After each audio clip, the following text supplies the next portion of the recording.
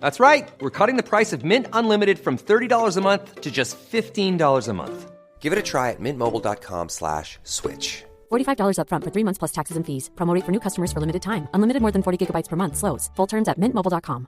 Hey, it's Ryan Reynolds, and I'm here with Keith, co-star of my upcoming film, If, only in theaters May 17th. Do you want to tell people the big news? All right, I'll do it. Sign up now and you'll get unlimited for $15 a month and 6 months of Paramount Plus Essential Plan on us. mintmobile.com/switch. Upfront payment of $45 equivalent to $15 per month. Unlimited over 40 gigabytes per month. Face lower speeds. Videos at 480p. Active Mint customers by 531.24 get 6 months of Paramount Plus Essential Plan. Auto renews after 6 months. Offer ends May 31st, 2024. Separate Paramount Plus registration required. Terms and conditions apply if rated PG. Yeah, I mean, what's missing is that actually these are terrible analogs. Right. There's very little, or perhaps no actual connection between these two. The histories are completely different. The dynamics are completely different. The sense of who the oppressor is and who the oppressed is very different and complicated. There's a total lack of understanding of Jewish history. And that's true, outside the Jewish community and also to an extent within the Jewish community. Totally. That's been the big shocker for me, by the way. Huge shocker for me. Huge. And by the way, Yuri, don't you think to some extent it's the institutions that have fed into Yale and Yale itself that are responsible for teaching history in this binary way? It's certainly part of it, and there are people who can speak to the ins and outs of how decisions are made in higher education better than I can. I think by and large, Jewish education is not what it needs to be. I think the general education isn't what it needs to be necessarily, and this is not true just in this context. This is the context right now, but it's true elsewhere too. So, look, there's more to be done, and there absolutely needs to be a greater attempt to have normative Jewish voices and narratives raised up across the board in ways that they haven't necessarily been. I certainly believe that. One of the big revelations, at least to me, since October 7th, and I appreciate investigative reporters who have done work on this, are the billions and billions of dollars that have come from Qatar and other places in the Middle East that have directly been smart enough to fund academic chairmanships and areas of interest, and by extension, hire professors to extend their agenda and their influence here. How much do you see that at Yale?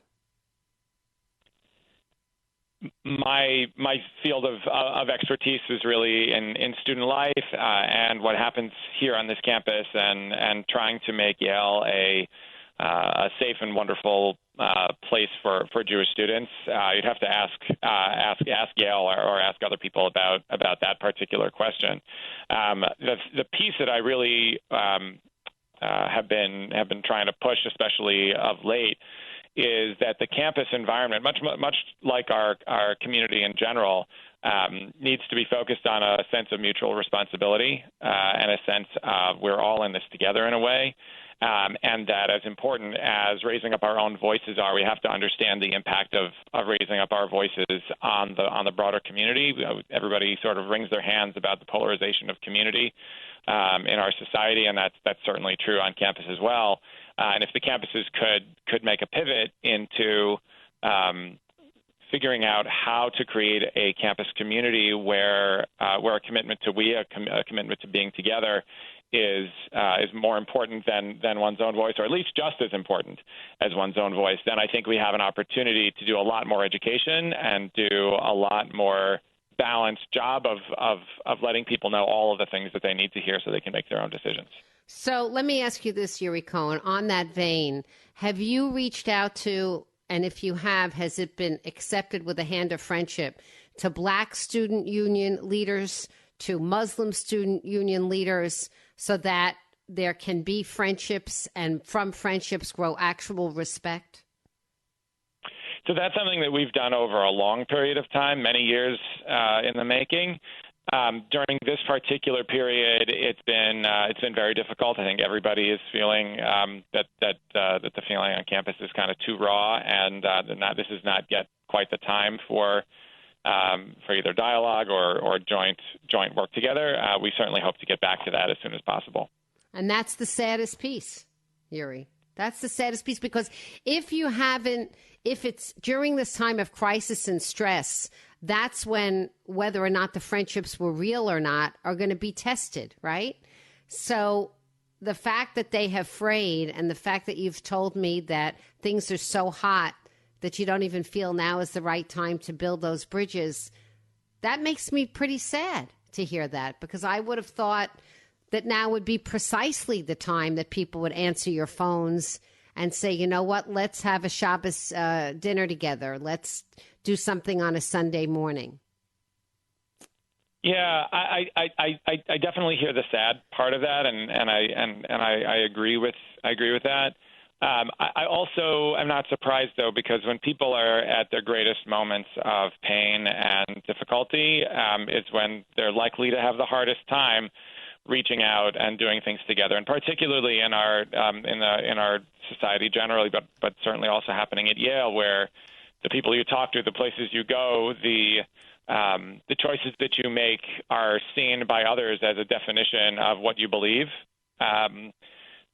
These are difficult times for people to cross lines. I hear what you're saying. I hear what you're saying, totally. Isn't that awful? Isn't that terrible? Yes. So if you're spotted at a restaurant having dinner with someone who's perceived as the, quote, enemy, whatever that enemy is, all of a sudden you're judged, right? And you're the other. Correct. Isn't that terrible? Isn't that ridiculous? It's so anti-American,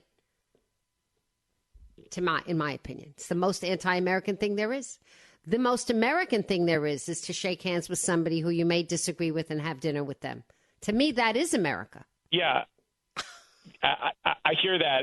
I also that vision, which I agree with as really important, doesn't really match what I'm seeing in the larger American society either. So, you know, the campuses are a part of the broader society. It's not sort of like its own world. I think the really important thing about campuses is that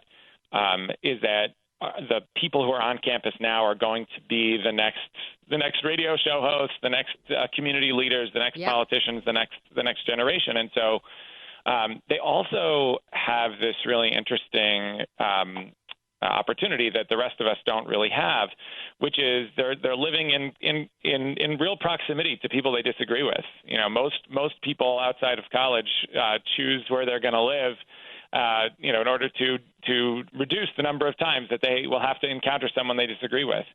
And so the college students have this dynamic, which is why I think they tend to be a ground zero of sorts for what this is like. And I'm really proud of our community, of the Jewish community, actually, directly in this vein, because the internal Jewish pluralism has been as hard, or maybe even harder than the external stuff over these last months since October 7th. And our community has really hung together in a very special way. It's been very, very difficult and there's plenty of fissures, but we've been relatively resilient and cohesive. And even just towards the end of the semester, our Jewish students got together and had some incredibly difficult and honest conversations that really helped people to get to know each other better and helped to create a sense of understanding the community as a whole better, which give us a great chance to pull together in even a more united way. Maybe not united, but in how many Jewish kids are there at Yale? How many Jewish kids are there at Yale? Undergrad, anyway. There's somewhere around 750 Jewish undergrads, I would say. Out of how many? Out of how many? Out of that 6,800. So we're talking about 11, 12%, I would say. Okay. And then you have graduate students, and there's probably about 1,500 Jewish people between the undergrads, the graduate students, the faculty, the staff, and downtown New Haven. And Yuri, before I let you go, my last question for you is: if you're a Jewish kid and you got into Yale this year, do you think that they'll, on the whole, have a positive experience being comfortable in their Jewish identity as a student at Yale? I think so. I mean, anybody who's coming to Yale should come in with their eyes open, understanding what the challenges are, but also what the opportunities are.